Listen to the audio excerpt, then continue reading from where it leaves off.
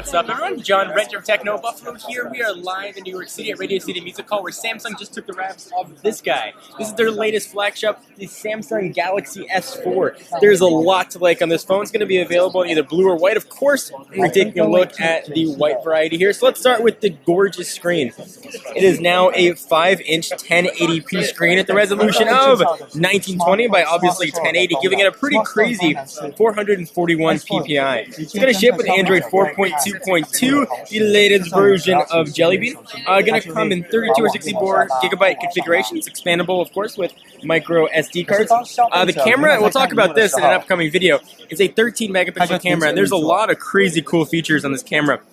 There's a feature called Eraser. We take separate pictures. You can erase the backgrounds. It's supposed to have almost zero shutter lag, but of course we'll take a look at that. Obviously 1080p video, 60 frames per second. 2 megapixel camera right up there on front. Wi-Fi, 802.11, ABG, and now AC, which is starting to become standard. Sensors, all the usual stuff you'd expect, including a barometer for temperature, humidity, and all kinds of some gesture stuff in here.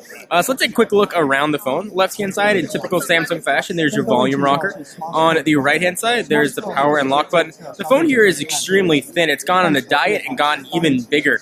This is looking to sell between 1 and 1.5 bajillion units for Samsung. This phone in the hand feels very similar to the Galaxy S3, but it looks absolutely incredibly different. So we'll show you some of the really neat features that are on board here. If you go ahead and take your finger, you just touch right over the top, things are going to start to open up, at least in theory, and you can see what they look like. So as you hover your finger over, similar to what you used to have to do with the S Pen, my finger is not touching the display. I'll show you the side of what that looks like.